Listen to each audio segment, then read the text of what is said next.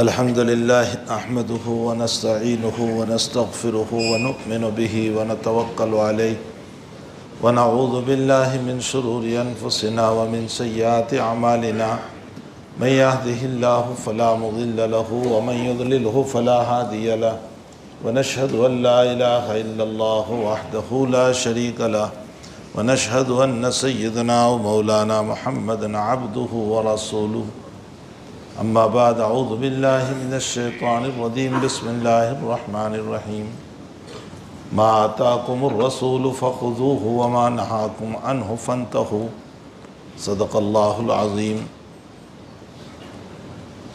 بزرگان محترم، معزز بھائیو، دوستو عزیزو، ہمارے وہاں 15ویں شب یعنی شعبان کی 15ویں رات کو جو آج ہے شب برات کہا جاتا ہے۔ یہ اجمیوں کا رکھا ہوا نام ہے، عربی میں نہیں ہے۔ یہ ہم اجمیوں کا رکھا ہوا نام ہے۔ شب تو فارسی لفظ ہے، عربی میں یہ لفظ کہیں نہیں ملتا۔ عربی میں لفظ ملتا ہے نصف شعبان۔ تو شب برات یہ ہم اجمیوں کی طرف سے رکھا گیا نام ہے۔ پھر برات کا معنی ہم نے یہ لیا ہے کہ مغفرت۔ اس کا مطلب یہ ہے کہ اس رات میں مغفرت۔ مجھے چند مسائل کی تھوڑی سی وضاحت بھی کرنا ہے۔ سب سے پہلی بات تو یہ ہے کہ اسلام میں رات کا کوئی تہوار نہیں ہے، یہ مسئلہ یاد رکھیں۔ اسلام میں رات میں ہمارے وہاں کوئی تہوار نہیں ہے۔ ہمارے وہاں تہوار اور خوشی کے دن دو ہی ہیں جو نبی اکرم صلی اللہ علیہ وسلم نے ہم کو دیے ہیں، عید الفطر اور عید الاضحیٰ۔ یہ خود اللہ کے نبی علیہ السلام نے خوشی کے دن فرمائے، لِكُلِّ قَوْمٍ عید وَهَذَا عِيدُنَا۔ آپ کا ارشاد گرامی ہے کہ ہر قوم کی خوشی کا دن ہوتا ہے، ہماری خوشی کا دن یہ ہے، یعنی عید الفطر اور عید الاضحیٰ۔ ظاہر سی بات ہے کہ یہ دو ہی دن خوشی کے ہیں، اور ہمارے وہاں خوشی دن میں ہے، رات میں نہیں۔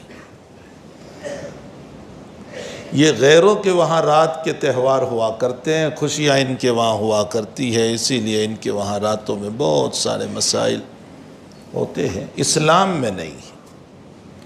اسلام میں رات کا تصور صرف دو کاموں کے لیے ہے، خوب مسئلہ سمجھیں۔ اسلام میں یا تو سونے کے لیے رات بنائی گئی، وَجَعَلْنَا اللَّيْلَ لِبَاسًا۔ اللہ نے قرآن میں فرمایا ہم نے رات کو لباس بنایا، اور لباس اس لیے بنایا کہ اس اندھیرے میں تمہیں نیند آ جائے، تم سکون سے سو جاؤ۔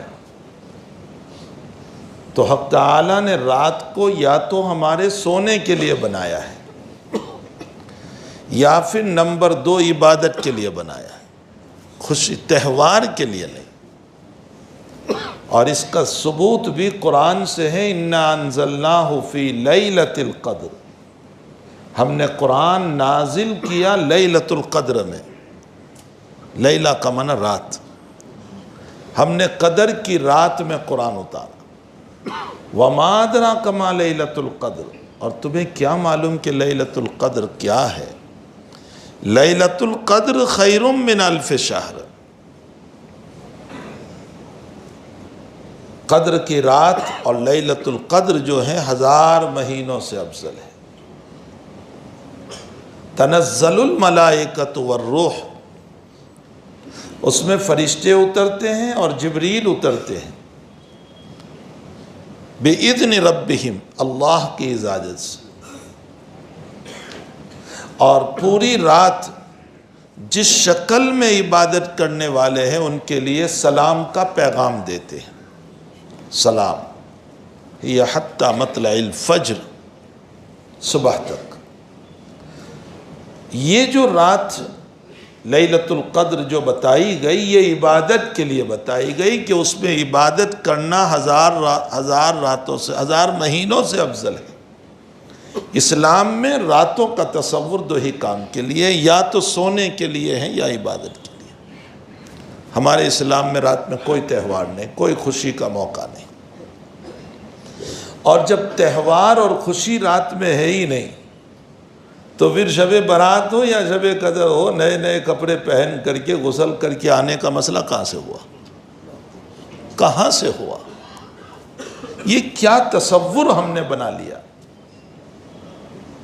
جو پاک پوتر دین نبی نے ہم کو دیا تھا صاف ستھرا، اس دن کا کیا ہوا؟ ہم نے اس کو رسومات کے تابع کر دیا۔ جب رات میں خوشی ہی نہیں ہے اسلام میں، تو پھر غسل کر کے کپڑے پہن کر کپڑے بدل کے اسپیشل اس رات کے اندر آنا، یہ کہاں سے ہو سکتا ہے؟ اب اگر کوئی یہ کہے کہ ہم تو اس لیے غسل کر کے آتے ہیں، کپڑے بدل کر آتے ہیں تاکہ پاک صاف ہو کر کے آئیں، تو اسلام میں تو یہ کہا گیا ہے کہ ہر وقت پاک رہو۔ ناپاکی کا تصور ہی اسلام میں نہیں ہے۔ جناب نبی کریم صلی اللہ علیہ وسلم نے ارشاد فرمایا، حضرت کا غسل بخاری شریف کی روایت ہے، 2 قبر کے اوپر سے ہوا۔ دونوں قبر والوں کو عذاب ہو رہا تھا۔ حضرت نے ارشاد فرمایا کہ ان دونوں قبر میں سے ایک قبر والے کو جو عذاب ہو رہا ہے وہ اس لیے کہ دنیا میں پیشاب کے قطروں سے بچتا نہیں تھا، اس کی وجہ سے اس کو عذاب ہو رہا ہے۔ اور پھر حضرت نے فرمایا کہ بچنا مشکل نہیں تھا، اگر انسان بچنا چاہتا تو بچ سکتا تھا، لیکن یہ پیشاب کے قطروں سے نہیں بچا۔ اور پھر حضرت نے ارشاد فرمایا، استنزہوا عن البول فإن عامۃ عذاب القبر منہ، پیشاب سے بچا کرو، اس لیے کہ عموماً قبر کا عذاب ناپاکی سے ہوتا ہے۔ جب انسان دنیا میں ناپاک رہتا ہے، اسی سے عذاب ہوتا ہے۔ اور دوسرے کو جو عذاب ہو رہا تھا وہ چغل خوری کی وجہ سے، اس کی بات اس کو، اس کی بات اس کو، اور نیت کیا تھی؟ تاکہ دونوں میں جھگڑا ہو جائے، فتنہ۔ نقل و کلام الغیر بنیت الفساد، یہ چغل خوری کی تعریف ہے۔ میں ان کی بات سن کر کے ان کو نقل کروں اور ان کی سن کر ان کو نقل کروں تاکہ ان دونوں میں لڑائی ہو جائے اور میں اس پر تماشا دیکھوں، اس کی بنیاد پر عذاب ہو۔ تو ناپاکی سے بچنا تو ہمارا شعار ہے، پاک رہنا، صاف ستھرا رہنا۔ اللہ کے حبیب پاک صلی اللہ علیہ وسلم کا ارشاد ہے کہ اپنے گھر کے آنگن کو بھی پاک رکھو، صاف ستھرا رکھو۔ اسلام صفائی کو پسند کرتا ہے۔ ان اللہ جمیل یحب الجمال، مسلم کتاب الایمان کی روایت۔ حق تعالی جل شانہ جمیل ہے، جمال کو پسند کرتا ہے، وہ گندگی کو پسند نہیں کرتا۔ اسی لیے ایک ایگزامپل اور ایک مثال دے کر سمجھاؤں، میں میرے بدن پر گندگی کو پسند نہیں کرتا، ناپاکی پسند نہیں کرتا، گندے کپڑوں کو پسند نہیں کرتا، میرے مکان میں گندگی پڑی ہو تو میں پسند نہیں کرتا، کوئی ناپاکی پڑی ہو تو میں پسند نہیں کرتا۔ تو جب میں میرے مکان میں ناپاکی کو پسند نہیں کرتا ہوں تو ہمارا دل اللہ کی تجلی کا مظہر ہے، اس کا گھر ہے، اس کا مکان ہے۔ میرے گھر میں گندگی کو پسند نہیں کرتا تو وہ اس گھر کے اندر گندگیوں کو کیسے پسند کرے گا؟ جہاں حسد ہے، بغض ہے، کینہ ہے، دشمنیاں ہیں، اور بے شمار باطنی گندگیوں سے یہ لبریز ہے، اللہ اس کو کیسے پسند کرے؟ میں میرے گھر کی گندگی پسند نہیں کرتا تو اس کے گھر کی گندگی کو وہ کیسے پسند کرے؟ انسان کو اپنے دلوں کو صاف رکھنا چاہیے۔ یہی وجہ ہے کہ ان راتوں میں، اور اس جیسی شب قدر بھی آ جائیں، رمضان کی راتیں بھی آ جائیں، عید الفطر کی رات آ جائیں، عید الاضحیٰ کی رات آ جائیں، چند لوگوں کے اللہ نہ دعائیں قبول کرتا ہے نہ گناہ معاف کرتا ہے۔ ان میں سے ایک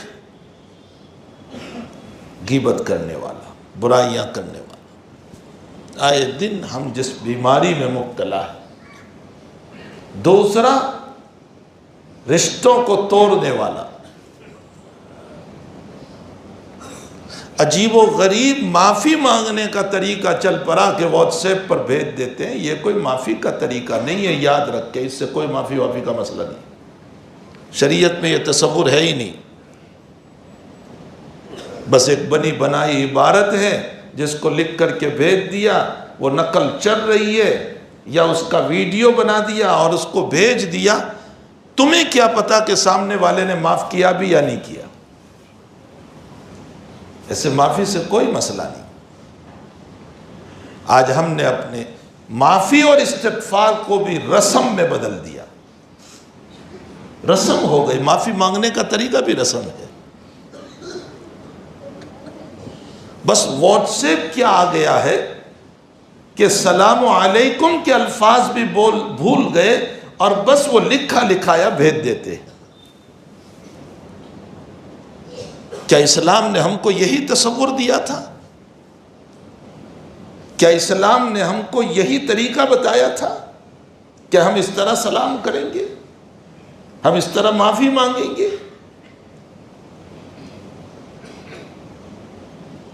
زندگی بھر دل دکھایا اور ایک چھوٹی سی عبارت لکھ کر کے بھیج دی،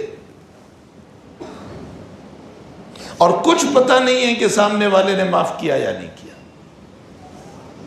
کیا ضروری ہے کہ میری تحریر پر وہ مجھے معاف کر دے؟ یہ سب رسومات ہے، اسلام سے اس کا کوئی سروکار نہیں۔ معافی کا طریقہ تو یہ ہے کہ براہ راست یا تو روبرو مل کر یا فون کر کے میں معافی مانگوں۔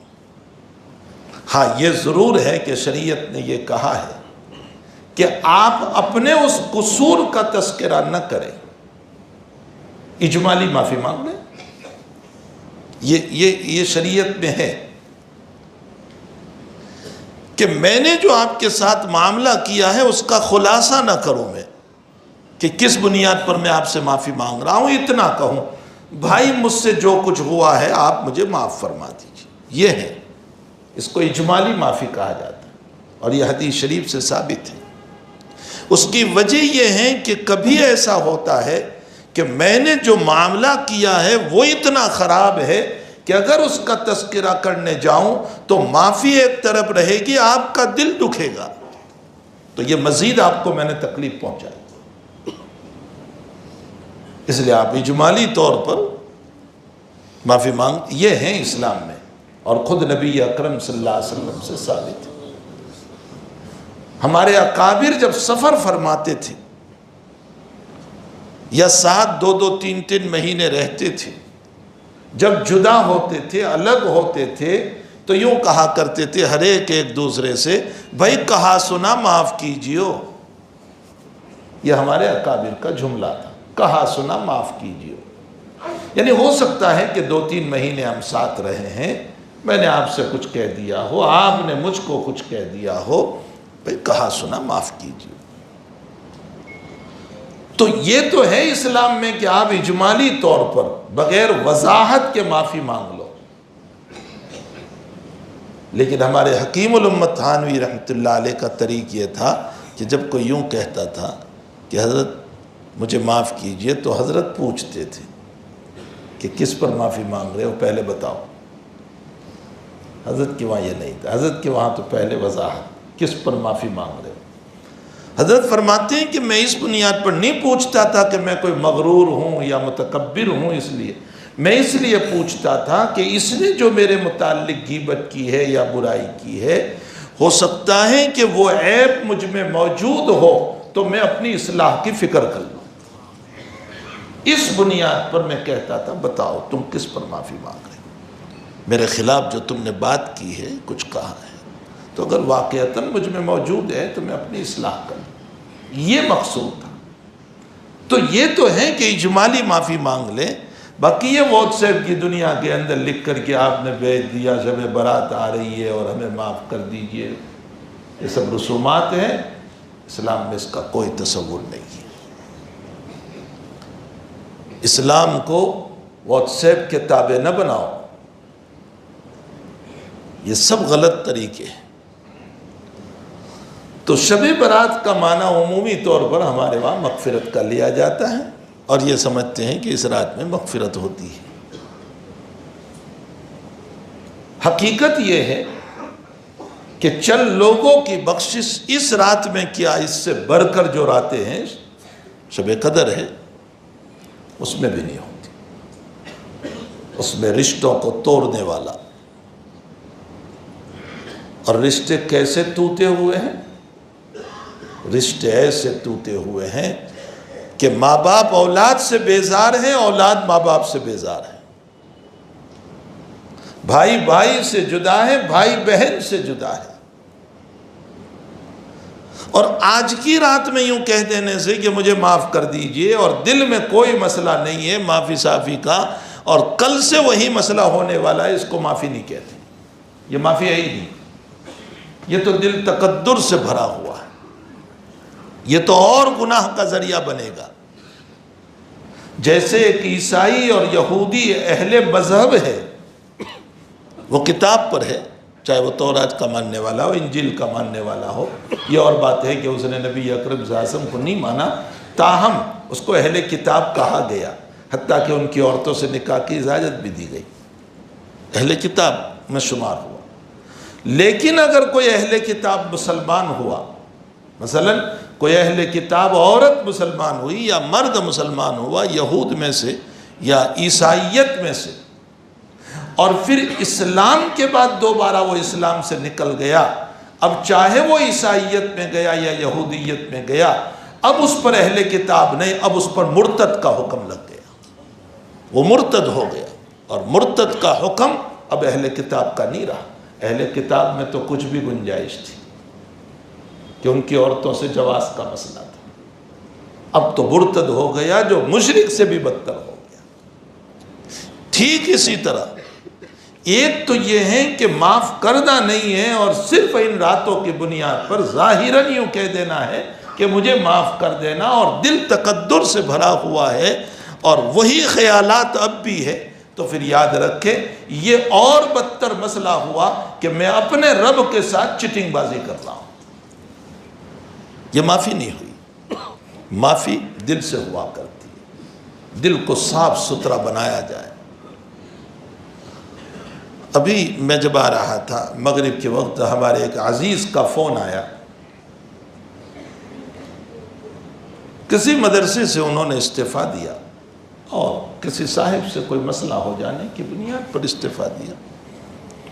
وہ کہتے ہیں میں نے استعفیٰ تو دے دیا، لیکن میرے دل میں اس آدمی سے متعلق بڑا تقدر ہے، یعنی میرے دل میں جذبات ہے اس کے خلاف۔ میں نے اس بچے کو صرف اتنا کہا، میں نے کہا یہ سب دل سے نکال دیجئے، جب آپ مدرسے سے علیحدہ ہو گئے مسئلہ ختم ہو گیا۔ حضور پاک صلی اللہ علیہ وسلم فرماتے ہیں ادو حقہ وحقنا علی اللہ، رواہ البخاری۔ تم سب کے حق دے دو، تمہارا حق کوئی نہیں دیتا، تم اللہ سے مانگو۔ کتنا بہترین اصول مجھ کو دیا، تم سب کے حق دو۔ شوہر کو چاہیے کہ بیوی کا حق دے دے، بیوی کو چاہیے شوہر کا حق دے دے، والدین کو چاہیے اولاد کا دے دے، اولاد کو چاہیے والدین کا دے دے، استاذ کو چاہیے کہ شاگرد کا دے دے، شاگرد کو چاہیے کہ استاذ کا دے دے۔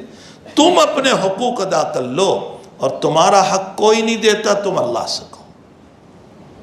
آج دنیا کے جھگڑوں کی بنیاد صرف اور صرف یہ ہے، میں کسی کا حق دینا نہیں چاہتا، اور میں یہ چاہتا ہوں سارے لوگ میرا حق ادا کریں۔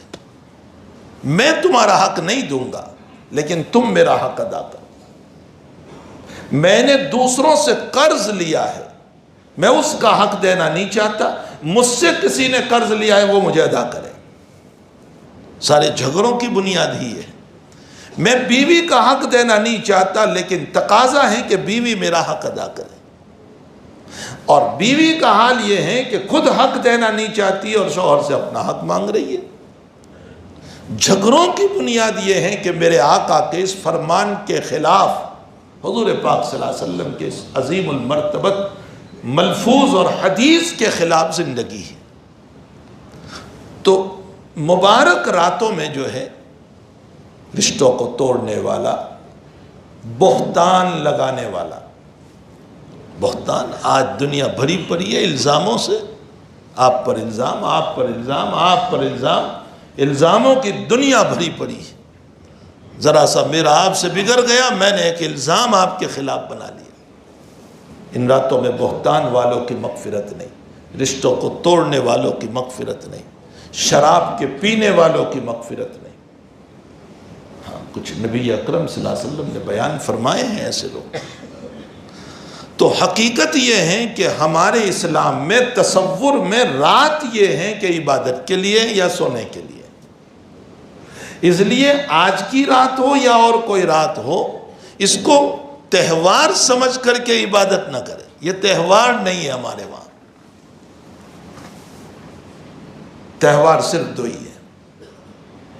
ہاں، عبادت کرے، یا اگر عبادت نہیں کرنا ہے تو سو جائے۔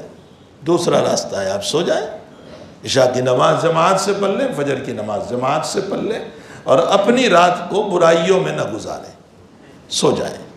یہ ٹھیک ہے اپنی جگہ، لیکن گندی باتوں میں، گندی چیزوں میں اپنی راتوں کو نہ گزاریں۔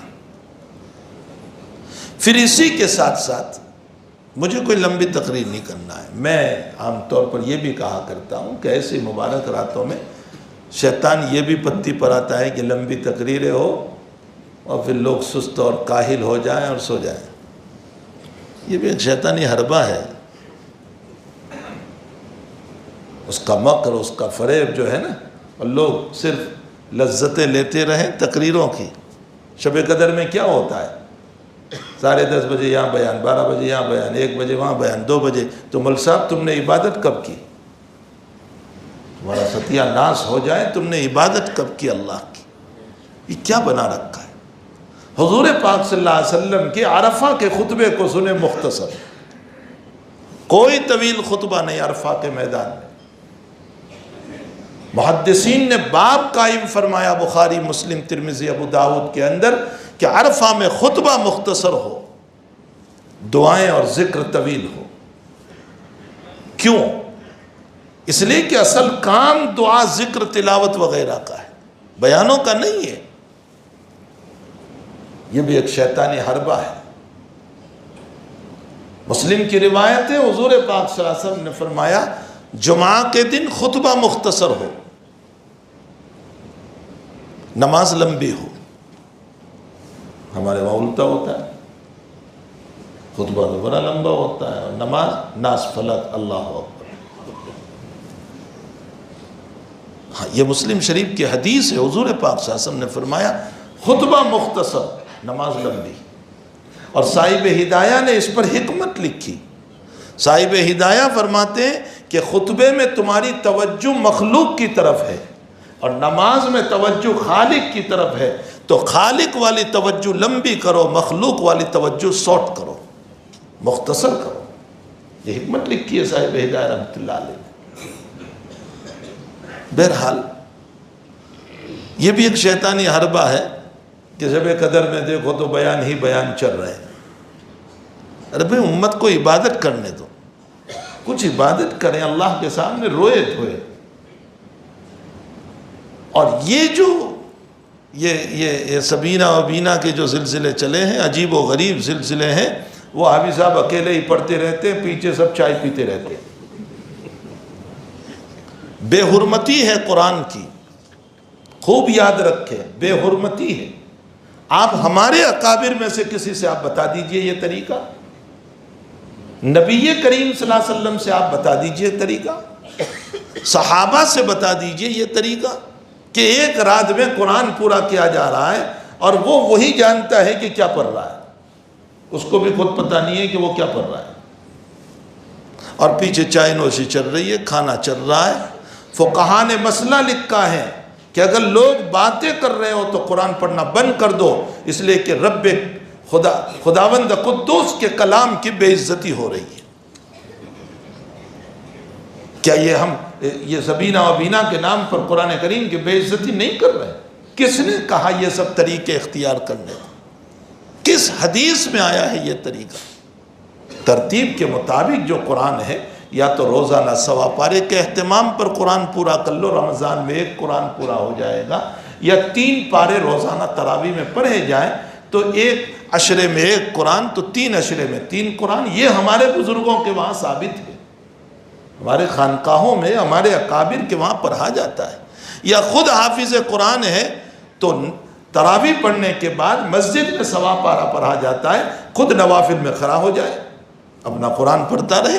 حضرات صحابہ کرام رضوان اللہ تعالی علیہ مجمعین خود کھڑے ہو جاتے تھے، اپنا قرآن اپنے نوافل میں پڑھتے رہتے تھے۔ یہ طریق ہے، لیکن یہ جو سب طریق ہیں، یہ سب رسومات کو ہم نے اسلام میں داخل کر دیا، اور آج ہم اس کو معمولی سمجھتے ہیں، لیکن آنے والی ہماری نسل اس کو عبادت سمجھے گی۔ بدعت اسی طرح آتی ہے، بدعت جو ہے نا وہ اسی طرح آتی ہے،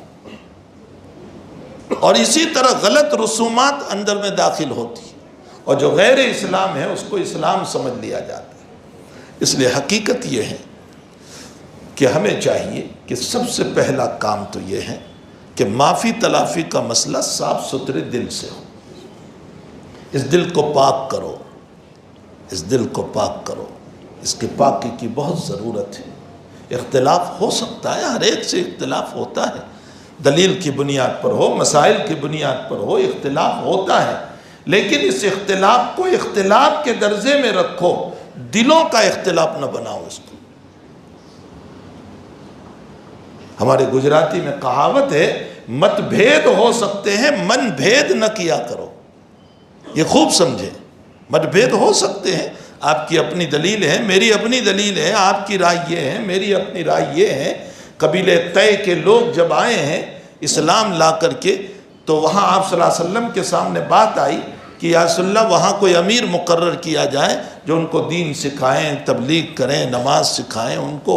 بخاری شریف مغازی میں ہے کہ صدیق اکبر رضی اللہ تعالیٰ عنہ نے ایک صاحب کا نام پیش کیا کہ حضرت قعقاع ابن معبد رضی اللہ تعالیٰ عنہ کو وہاں کے جو ہیں امیر مقرر کیے جائیں، وہ ان کو دین سکھائیں گے۔ حضرت عمر رضی اللہ تعالیٰ عنہ نے کوئی اور نام پیش کیا تو صدیق اکبر کو غصہ آ گیا۔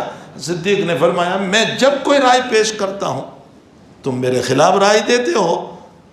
حضرت عمر نے فرمایا، میں آپ کی رائے کے خلاف نہیں، وہ آپ کی رائے ہے، یہ میری رائے ہے۔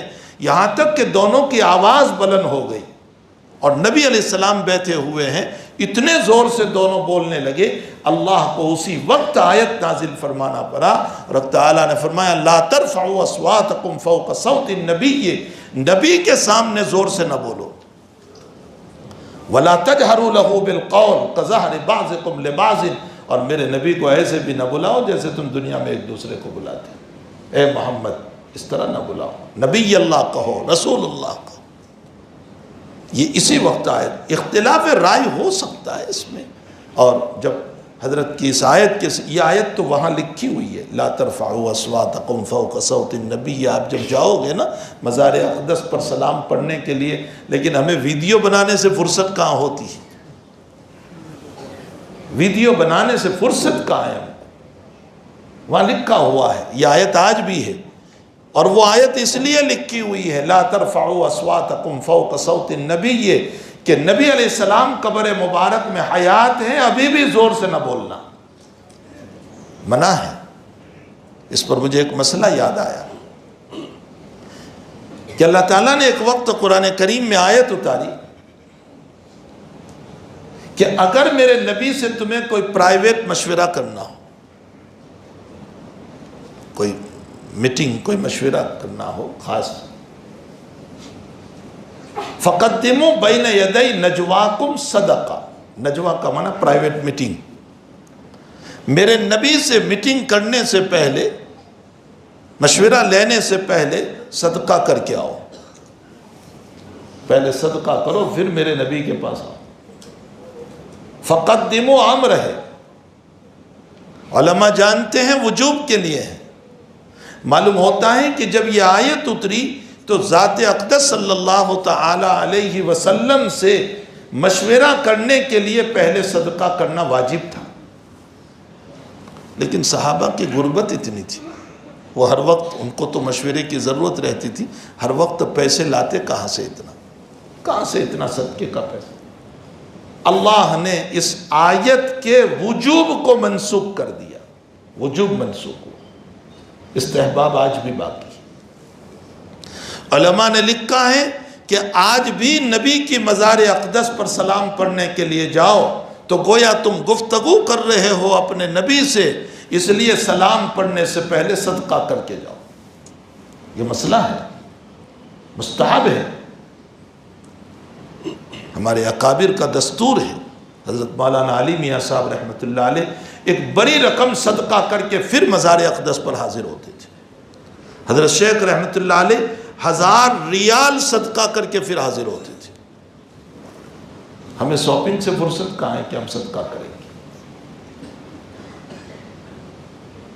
بہرحال اختلاف رائے اپنی جگہ ہوتا ہے، رائے کا اختلاف، لیکن اس کو دل میں جگہ دینا اور پھر ایسا دل میں جگہ دینا کہ زندگی بھر اس کا نام نہ لینا اور اس سے آگے بڑھ کر اس کے خلاف سازش کرنا، اس کے خلاف FIR درج کروانا، اس کے خلاف ایک بہتان اور الزام بنا کر کے اس کو بدنام کرنے کی کوشش کرنا، دنیا نہیں جانتی ہے، رب کریم تو ضرور جانتا ہے۔ اور خوب یاد رکھو میرے بھائیو، وہی بولو، وہی لکھو جس کو تم قیامت میں اللہ کے سامنے ثابت کر سکو۔ ہاں یاد رکھو، دنیا میں تو میں کسی طرح چھوٹ جاؤں گا، لیکن وہاں ثابت کرنا ضروری ہوگا۔ وہاں میرے قدم نہیں ہل پائیں گے جب تک کہ میں ثابت نہ کر دوں۔ اللہ پوچھے گا تو نے یہ جملہ اس کے خلاف کہا تھا، اس کا پروف اور دلیل لا۔ تو نے یہ لکھا تھا، اس کا پروف اور دلیل لا۔ اس لیے جو ثابت کر سکتے ہیں اللہ کے سامنے وہی بولو، جب ثابت نہیں کر سکتے ہیں تو بلا وجہ اس کو نہ چلاؤ، خاموش رہو۔ خاموشی میں نجات ہے، من صمت نجا، نبی علیہ السلام فرماتے ہیں جو خاموش رہا اس کے لیے نجات ہے۔ تو بہرحال گناہوں سے احتراز، اپنے دل کی صاف ستھرائی، پاکیزگی، میں نے بتایا ہر انسان اپنے گھر کو صاف رکھنا چاہتا ہے، اللہ کا یہ گھر ہے، اس گھر کو بھی ہمیں صاف ستھرا رکھنا چاہیے۔ حضرت الامام غزالی رحمۃ اللہ علیہ نے اپنے ایک مرید کو یا اپنے ایک شاگرد کو، اپنے ایک اسٹوڈنٹ کو کچھ نصیحتیں لکھی تھیں، وہ چھپ چکی ہے، ایک رسالہ ہے، اور اس رسالے کا نام بھی بڑا عجیب ہے، ایھا الولد۔ ایھا الولد کا معنی اے بچے، اس لیے کہ ہر نصیحت یا ایھا الولد، یا ایھا الولد، اے بیٹے، اے بچے، اسی سے شروع ہوتی ہے۔ تو رسالے کا نام ایھا الولد۔ اس میں ایک جگہ نصیحت کرتے ہوئے لکھتے ہیں، یا بنی انت قرأت فی البخاری و مسلم، میرے بیٹے تو نے بخاری اور مسلم میں پڑھا، قال النبی صلی اللہ تعالی علیہ وسلم لا تدخل الملائکہ فی بیت فیہا قلب او صورت۔ بیٹے تو نے بخاری اور مسلم میں پڑھا کہ رحمت کے فرشتے اس مکان میں نہیں جاتے جس میں کتا یا جاندار کی تصویر ہوتی ہے، جاندار کی تصویر ہوتی ہے، اس میں رحمت کے فرشتے نہیں آتے۔ یہ حدیث نقل کی، اور اس حدیث کو نقل کرنے کے بعد فرمایا کہ جس مکان میں کتا یا جاندار کی تصویر ہو رحمت کے فرشتے نہیں آتے، اسی طرح جس دل میں خواہشات کے کتے دوڑ رہے ہو، خواہشات کے کتے دوڑ رہے ہو اور دنیا کی تصویر بنی ہوئی ہو، اس دل میں اللہ کی رحمت بھی نہیں اترتی، تعالیٰ کی رحمت اس دل میں نہیں اترتی جس میں خواہشات کے کتے دوڑ رہے ہیں۔ جنا کوئی اچھی صورت دیکھ لی، اچھی شکل دیکھ لی کہ بس اس کے پیچھے فریفتہ ہو کر بار بار اس کو دیکھ رہا ہے، گناہ بے لذت ہے۔ کیا ملے گا؟ کیا میرے اس کو دیکھنے سے وہ میرے قابو میں آ جائے گی، میری ملکیت میں آ جائے گی۔ بے لذت گناہ ہم کر رہے ہیں جس میں کوئی لذت نہیں، اپنے دماغ کو ہم سیاہ کر رہے ہیں، اپنے دل کو ہم کالا کر رہے ہیں۔ اور یاد رکھو میرے بھائیوں، میں نے آج جمعہ میں ایک آیت پڑھ کے سمجھایا، ضرب اللہ مثلا قریۃ کانت آمنۃ مطمئنہ یأتیہا رزقہا رغدا من کل مکان فکفرت بانعم اللہ فاذاقہا اللہ لباس الجوع والخوف بما کانوا یصنعون۔ اللہ نے ایک ایگزامپل دیا، ایک مثال دی ہے۔ یہ حقیقت ہو سکتا ہے وہ ہمارے سورت کی بھی مثال بن سکتی ہے، سمجھ میں آیا؟ ہو سکتا ہے سورت کی مثال ہو سکتا ہے میرے گاؤں کی مثال ہو سکتا ہے میری فیملی کی مثال ہو سکتا ہے میرے مکان کی مثال، ہر ایک پر یہ آیت فٹ ہوگی۔ تم یہ نہ سمجھنا کہ قرآن کی آیت کوئی پہلی قوم سے متعلق ہوگی۔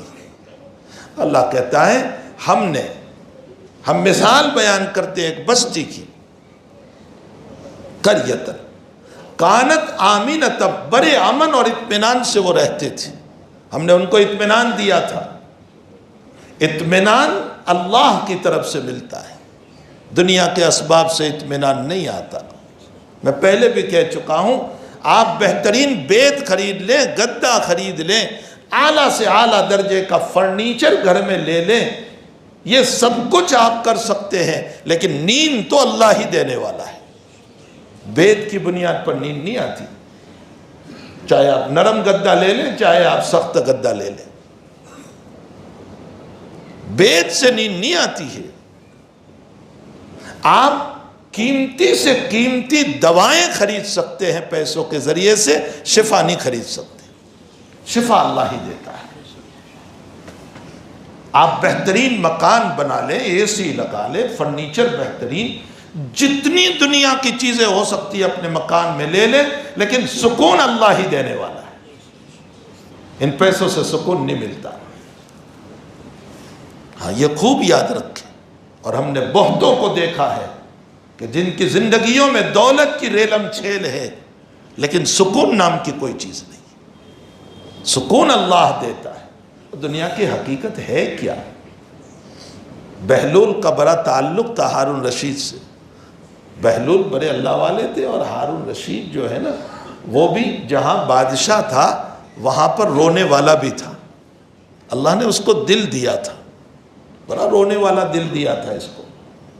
ایک مرتبہ بہلول اس کے پاس بیٹھے ہوئے تھے اور اتنے میں پانی پینے کے لیے منگوایا، تو ہارون رشید جب پینے لگے تو بہلول نے کہا کہ ٹھہر جاؤ، پانی پینے سے پہلے ٹھہر جاؤ، اگر یہ پانی جو تم پی رہے ہو اور حلق میں نہ اترے، گلے سے نیچے نہ تہ جائیں، اور آپ سارے طبیبوں کو بلا لو کوئی راستہ حل نہ ہو، اور کوئی بڑا طبیب آ کر کے کہیں کہ میں کھول دیتا ہوں، لیکن وہ آپ سے آدھی حکومت مانگے تو دے دیں گے آپ؟ تو ہارون رشید نے کہا جان بہتر ہے حکومت سے، میں دے دوں گا اس کو، میری جان ہے تو سب کچھ ہے۔ کہا اچھی بات ہے، اب پانی پی لو۔ پانی پینے کے بعد فرمایا اب اگر تمہارے بدن سے یہ پانی نہ نکلے پیشاب کی شکل میں، اور سارے اطباء حیران ہو جائے، اور کوئی ڈاکٹر یوں کہہ دے کہ میں نکال دوں، شرط یہ ہے کہ آدھی حکومت لے لوں، تو تم دے دو گے؟ کہا جان بہتر ہے حکومت سے، میں آدھی حکومت دے دوں گا۔ بہلول نے کہا تیری حکومت کی قیمت ایک گلاس پانی ہے، اب تو یاد رکھ روزانہ صبح سے شام تک مالک نے تجھے کتنا پانی پلایا ہے کہ اللہ کو تجھے حساب نہیں دینا ہوگا اس کا، کتنا پانی تجھے پلایا۔ دنیا کی حیثیت کیا ہے؟ آپ دیکھ لیجئے ہاسپٹلوں میں جا کر کے، آئی سی یو میں جو لوگ پڑے ہوئے ہیں، 10 لاکھ 15 لاکھ 20 لاکھ 22 لاکھ 25 لاکھ بول رہے ہیں ارے جتنے پیسے لگنے ہو لگا لو اس پر، لیکن بچا لو اس کو، ہزاروں لاکھوں اس پر لگا دو، میرا رب نہیں چاہتا ہے تو شفا نہیں ہونے والی۔ اسباب سے شفا نہیں ہے، اللہ دیتا ہے، اسباب سے سکون نہیں ہے، اللہ دیتا ہے، اللہ ہی کی عنایت ہے۔ تو تعالیٰ فرماتے ہیں کہ ہم نے ان کو بڑا اطمینان دے رکھا تھا۔ کانت آمنۃ مطمئنہ یاتیہا رزقہا رغدا من کل مکان، ہر طرف سے رزق آتا تھا، سورسز بڑے کھلے ہوئے تھے، آسمان بھی خوش تھا کہ پانی برسا رہا تھا، زمین بھی بہترین دانے دے رہی تھی، تجارتیں بھی چل رہی تھی، کاروبار بھی ہو رہے تھے، خوب آمدنی تھی۔ یاتیہا رزقہا رغدا من کل مکان، یہ ساری نعمتیں تھی اللہ کی۔ کیا کیا؟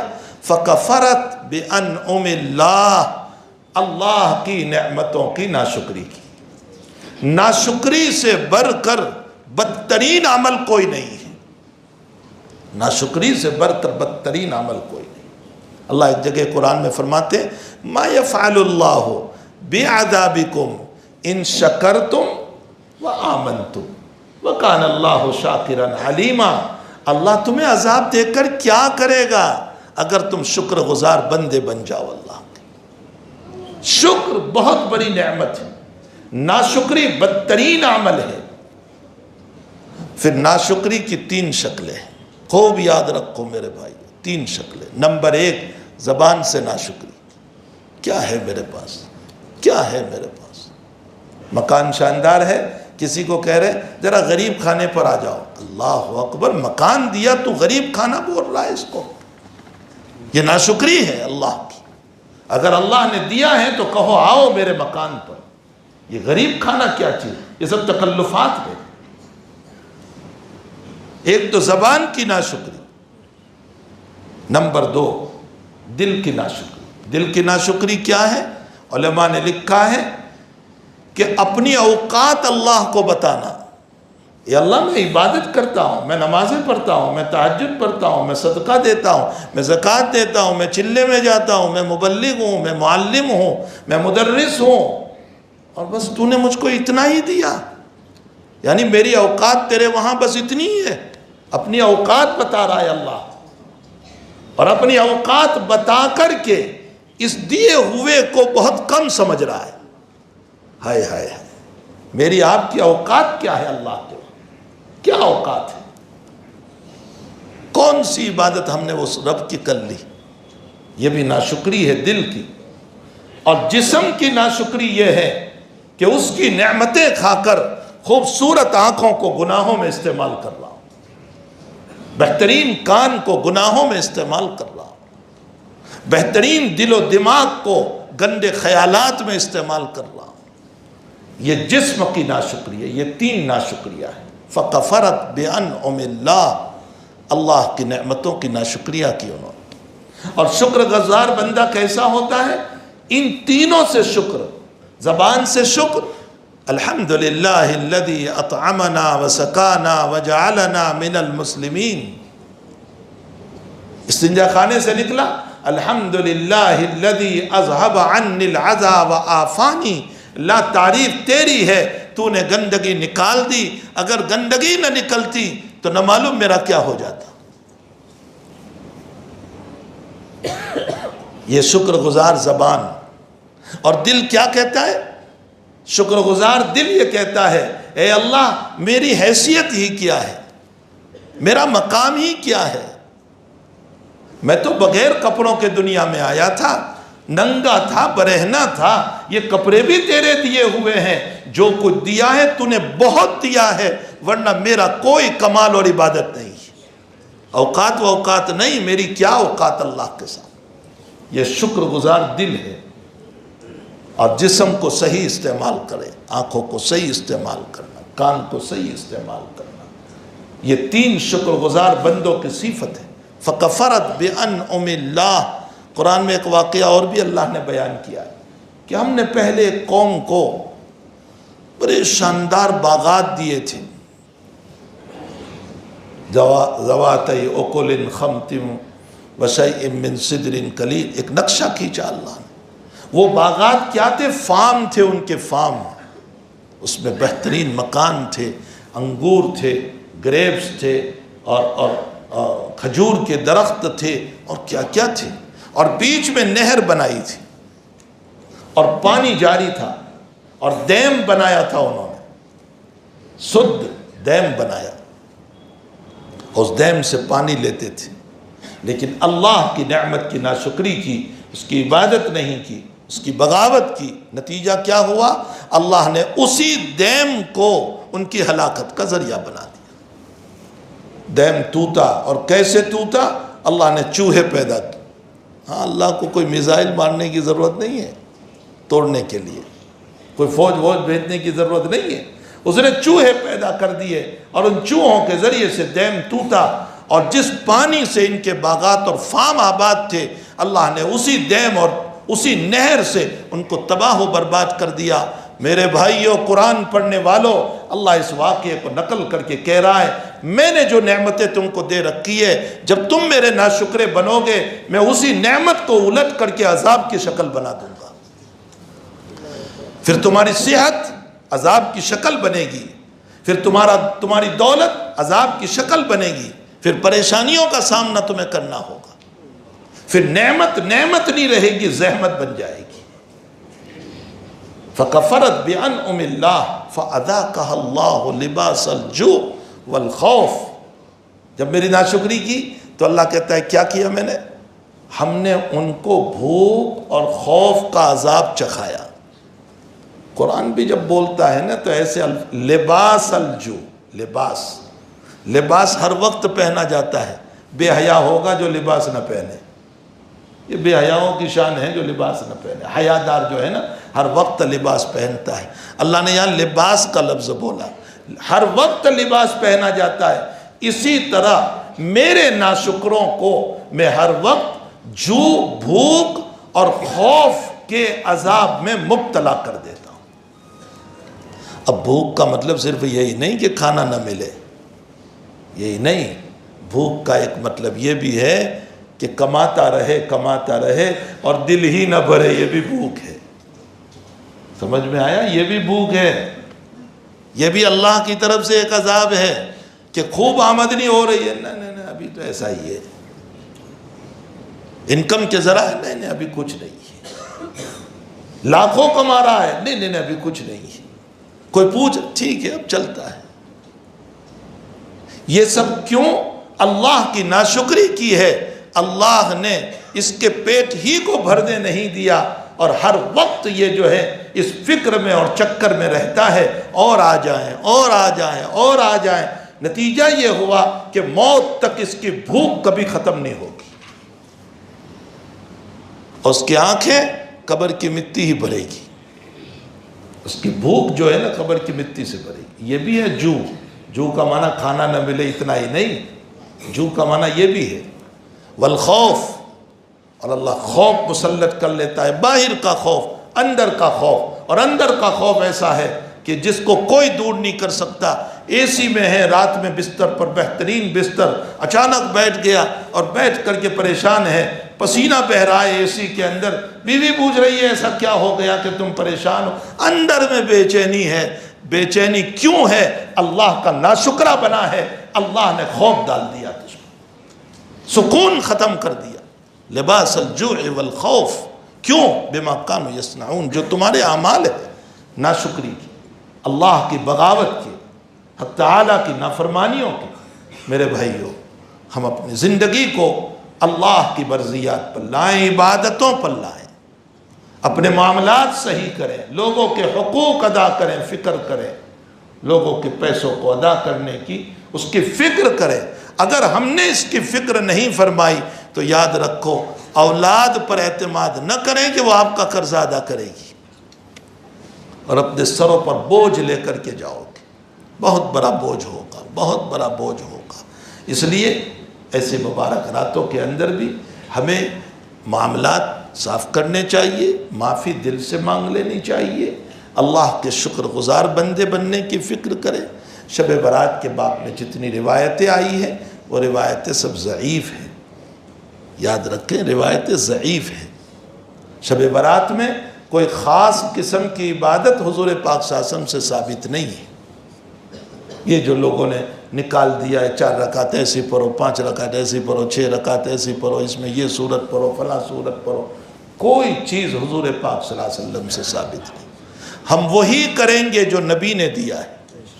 قرآن پڑھیں، نفل پڑھیں جس طرح چاہیں، نہ ہو سکے تہجد پڑھ لیں، وہ بھی نہیں ہو سکتا ہے عشاء فجر پڑھ لیں، لیکن بدعت نہ کریں، جو نبی نے نہیں کہا وہ نہ کریں۔ عجیب و غریب کسی نے مجھے آج ایک روایت بھیجی اور اس پر مجھے وہ سوال کر رہے ہیں کہ مول صاحب یہ روایت صحیح ہے؟ اس میں لکھا ہوا تھا کہ اگر 4 رکعت، پہلی رکعت میں 11 مرتبہ قل هو اللہ شریف، دوسری رکعت میں 11 مرتبہ سورہ فلق، تیسری رکعت میں سورہ ناس، چوتھی رکعت میں قل یا ایھا الکافرون۔ میں نے کہا اولاً تو یہ ترتیب کے خلاف ہے، کافرون پہلے ہے، تو چوتھی رکعت میں کیسے چلی گئی یہ کافرون؟ خیر، نیچے لکھا ہے کہ روایت میں ہے کہ جو اس طرح یہ ترتیب سے نماز پڑھے گا تو زندگی کے فرائض کی تلافی ہو جائے گی۔ لا حول ولا قوت الا باللہ۔ فرض ہے، اگر جس نے فرض نہیں پڑھے اس کو قضا کرنی پڑے گی، ایسے معاف نہیں ہوتی ہے۔ یہ سب من گھڑت کہانیاں ہیں، من گھڑت روایات ہیں، ذات اقدس صلی اللہ علیہ وسلم کی طرف غلط انتساب ہے۔ کوئی خاص عبادت اس رات میں ثابت نہیں ہے، بس جس کو جس طرح قرآن کی تلاوت، اپنے نوافل، کچھ نہیں ہے تہجد پڑھ لے، اچھی بات ہے، اللہ تعالیٰ نے موقع دیا ہے، عبادت کرے، ویسے بھی عبادتیں کرنا چاہیے، اور اس کے ساتھ ساتھ اللہ تعالیٰ سے معافی مانگے، اپنی دعاؤں میں استغفار کی اہمیت رکھیں۔ مبارک مہینہ آگے آ رہا ہے، اور یہ جو بہت مشہور ہے کہ شب برات میں جو ہیں لوگوں کے مقدرات لکھے جاتے ہیں، یہ شب برات میں نہیں ہے، یہ شب قدر میں ہے۔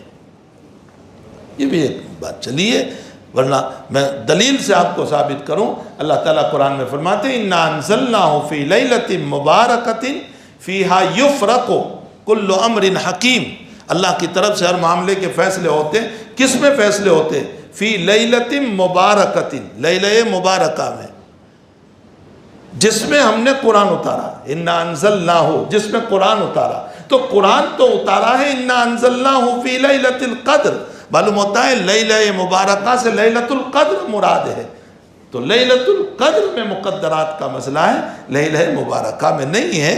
یہی اکثر مفسرین نے فرمایا، اگرچہ ہمارے بعض اکابر نے کچھ تعویل کی ہے کہ لیلہ مبارکہ یعنی شب برات سے لکھنا شروع ہوتا ہے، وہ شب قدر تک لکھتے رہتے ہیں، لیکن راجح قول یہ ہے کہ مراد شب قدر ہے اس سے۔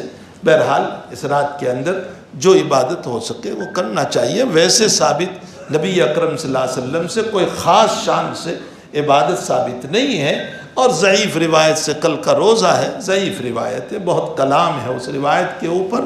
اور قبرستان جانے کا جہاں تک مسئلہ ہے تو وہ قبرستان بھی ذات اقدس صلی اللہ علیہ وسلم سے 1 مرتبہ جانا ثابت ہے، وہ بھی روایت ضعیف ہے۔ ہمارے مولانا تقی صاحب عثمانی نے اس پر لکھا ہے کہ بھئی جتنا جس حد تک ثابت ہے اسی حد تک کیا جائے۔ یہ شب برات میں اگر آپ قبرستان جانا چاہیں، زندگی میں 1 مرتبہ جائیں، اس کو بار بار سنت سمجھ کر کے نہ جائیں۔ ہاں، نفس قبرستان جانا وہ تو جانا چاہیے۔ حضور پاک صلی اللہ علیہ وسلم نے ہم کو فرمایا ہے کہ کم سے کم ہفتے میں 1 مرتبہ، مہینے میں 1 مرتبہ، اس لیے کہ اس سے آخرت کی فکریں پیدا ہوتی ہیں۔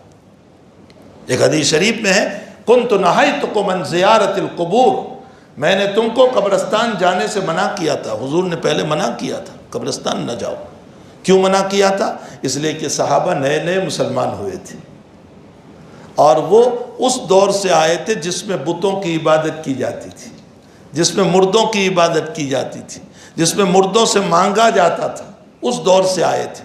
اور حضرت اب نہیں چاہتے تھے کہ اسلام کے بعد میت سے مانگا جائے، اس لیے حضرت نے ابتداءً قبرستان میں جانے سے منع کر دیا۔ جب لوگوں کے دلوں میں اسلام راسخ ہو گیا، مضبوط ہو گیا، غیر اللہ کی نفی آ گئی اور غیر اللہ سے مانگنے کا کوئی مسئلہ نہ رہا، تو حضور نے فرمایا کُنْتُ نَهَيْتُكُمْ عَنْ زِيَارَةِ الْقُبُورِ، میں نے تم کو منع کیا تھا، فَزُورُوهَا، جاؤ اب قبرستان میں۔ کیوں؟ فَإِنَّهَا تَذْكِرَةُ الْآخِرَةِ، اس لیے کہ یہ آخرت کو یاد دلانے والی۔ تو اس نیت سے اگر آپ چاہیں کہ آخرت کو یاد دلانے والی ہے تو کوئی حرج نہیں ہے، اور اس نیت سے تو چاہے آپ روزانہ جاؤ، ہفتے میں 1 مرتبہ جاؤ، لیکن سنت جس حد تک ہو اسی حد تک رکھنا چاہیے۔ رب کریم ہم تمام کو اپنی مرضیات پر چلنے کی توفیق عطا فرمائے، نامرضیات سے ہم سب کی حفاظت فرمائے۔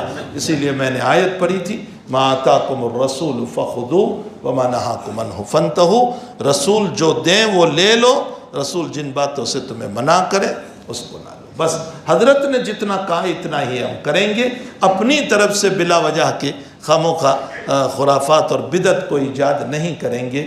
واللہ سبحانہ وتعالی عالم۔ اللہ تعالیٰ اس پر ہم سب کو عمل کی توفیق عطا فرمائے، اب تعالیٰ ہم سب کی مغفرت فرمائے۔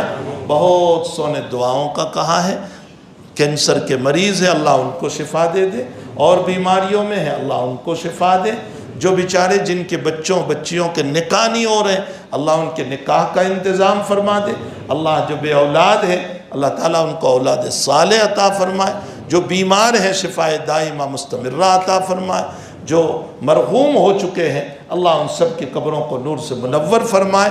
رب کریم ہم سب کی ضرورتوں کو بھی اپنے فضل سے اپنے کرم سے پورے فرمائے۔ بہت سے لوگوں نے اپنے کاروبار کے لیے درخواست کی ہے، اللہ سب کے کاروبار میں برکتیں رحمتیں عطا فرمائے، خوب حلال روزی کے دروازے کھول دے۔ مومن کا کاروبار چلے گا تو مومن زکوٰۃ ادا کرے گا، مومن صدقہ ادا کرے گا، تو مومن کا کاروبار چلنے پر ہمیں خوش ہونا چاہیے۔ یقیناً وہ مومن نہیں ہے جو اپنے مومن بھائی کے کاروبار کو دیکھ کر حسد کرنے والا ہو، وہ مومن کیسا ہے؟ ہمارا دل تو بڑا ہونا چاہیے، ہم دعائیں کریں کہ اللہ سب کے کاروبار کو اعلیٰ سے اعلیٰ بنا دے اور سب کو اتنی برکت عطا فرمائے کہ صاحب نصاب بن جائے اور خوب زکوٰۃ کے ادا کرنے والے بن جائے۔ بہرحال مختلف لوگوں نے بہت سی دعاؤں کا کہا ہے، سب کے نام بھی لینا مشکل ہے اور اس کے ساتھ ساتھ سب کا تذکرہ کرنا بھی مشکل ہے۔ یہ بچے بھی کچھ مشکوٰۃ شریف لے کر کے آئے ہوئے ہیں، وہ حدیث پڑھ لیں گے۔